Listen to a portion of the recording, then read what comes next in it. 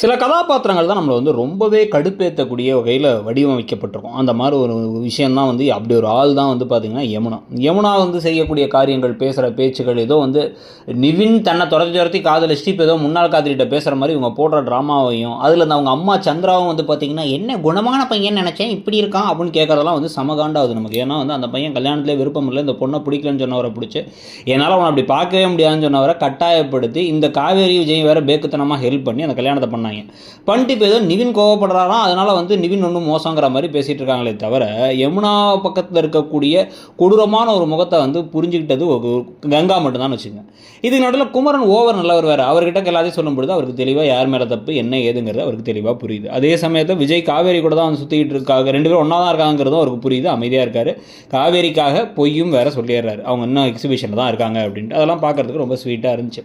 இதனோட விஜயும் காவேரியும் நல்லா ஹோல் நைட்லாம் சுற்றிட்டு அப்புறம் வரலான்னு பார்த்தா அதுக்கு நடுவில் ராகினிக்கும் அவங்க அப்பாவுக்கும் சேர்த்து வெண்ணிலா உங்கள் போதைக்கு நான் ஊருகா இல்லை அப்படின்னு செமையாக கோவப்பட்டு திட்டி விட்டு உங்களால் தான் என்ன அவர் வெறுக்கிறார் விஜய் அப்படின்னு கோவப்பட்டு போயிட்டாங்க.